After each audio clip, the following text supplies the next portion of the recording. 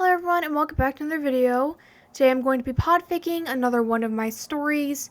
Today is the Transformers fic titled Spark to Soul. This is Chapter 1, The Bite and a Miracle. The fic summary is 20 years into the apocalypse, Griffin Rock is one of the only safe zones left, protected by Chief Burns, who leads the defense forces. But then something unbelievable happened.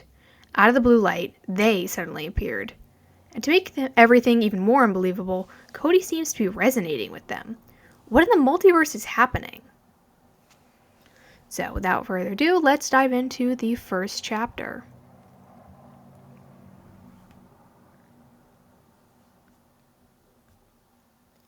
Catherine! Chief ran over to his wife and managed to lop the head off the zombie attacking her. Are you okay? Extending a hand, he carefully pulled her to her feet before gasping in horror as he saw her forearm.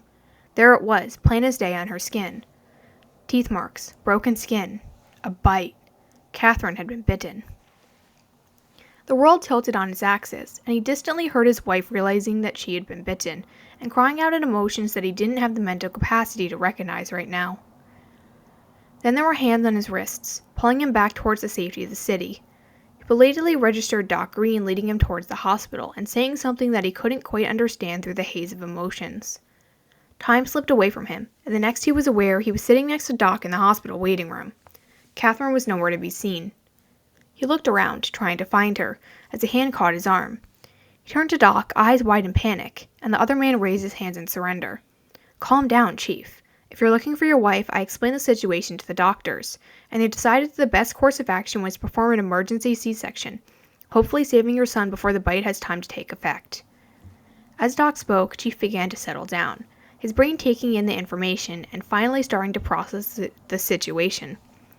His wife, who had just been bitten, was carrying their fourth child. Cody had been an unexpected surprise, but not an unwelcome one. Leaning back in his chair, he let out a long breath. Thank goodness for the time delay, he muttered. I know, Doc replied with a half smile. Most of the zombie stories say that you'll turn pretty much immediately, so I suppose it's fortunate that this particular brand of apocalypse grants us a grace period. They sat in that waiting room for another half an hour before a doctor came in and called, Chief Burns? He shot to his feet, all his tension returning as he questioned whether his wife and son were okay. The doctor smiled gently, a happy expression that quelled some of his fears. I'm happy to report that there were no complications and your son is perfectly healthy, if a little small due to the early birth. You can go see them now. He immediately made for the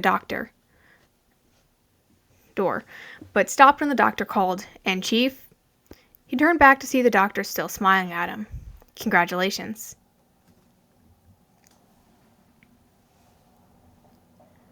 Catherine stared at the bundle in her arms, the bite having been carefully covered by the nurses. This was their son, their beautiful, wonderful son, and she would have to leave him in just 2 days.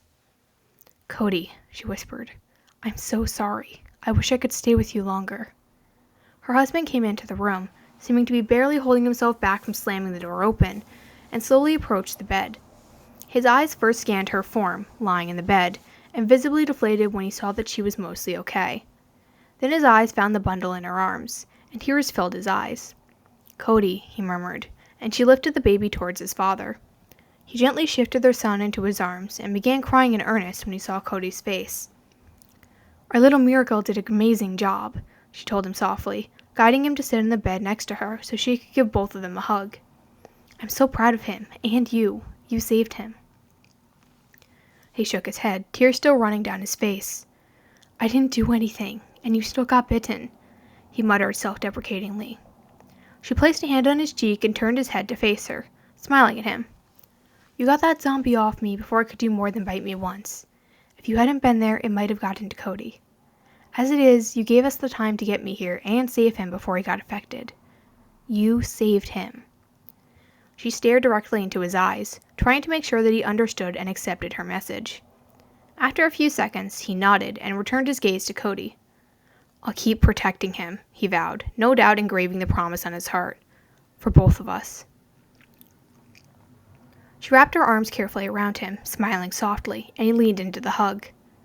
I should be able to go home by tomorrow, she told him, watching his eyebrows raise in surprise. It's a few days earlier than normal, but they allowed it due to the circumstances. He let out a breath, trying to steady himself before saying, "Okay," in a voice that tried to be strong despite it wavering slightly. "Should we ask Dr. Green to stay with the kids until visiting hours are over?" Knowing her husband would want to spend as much time with her as possible, she nodded, and he handed Cody to her before walking back into the waiting room where Doc was no doubt still waiting. A few minutes later, he came back and informed her that Doc and his wife were going to stay at the firehouse until Chief got home. "I love you guys," she said, smiling grateful at him.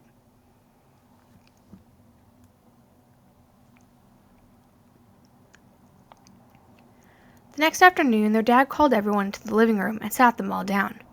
"I have some bad news and some good news. Which one do you want to hear first?" He looked tired, Graham thought. "Bad news," Danny responded, worry written all over her face. "Mom hasn't been here since yesterday, and you were gone for a long time both yesterday and today. Is she okay?" Their dad sighed, running a hand through his hair. "Your mom was bitten. She's okay right now, but in a couple days..." He trailed off, not needing to say any more. Danny gasped, hand flying to her mouth as tears gathered in her eyes. Kate just looked angry, clenching and unclenching his fists, while the sandy-haired preteen sat there in shock. "What's the good news, then?" he questioned after a minute of processing.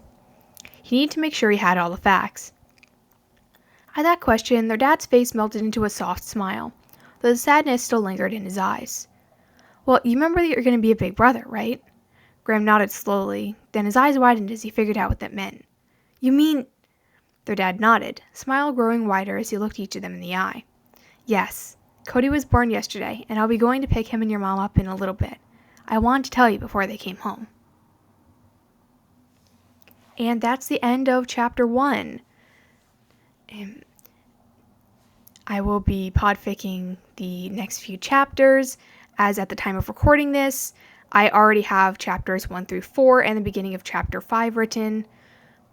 I don't know when I'll be able to finish Chapter 5, but I will do my best. So, thank you for listening, everyone, and have a great day. See you next time.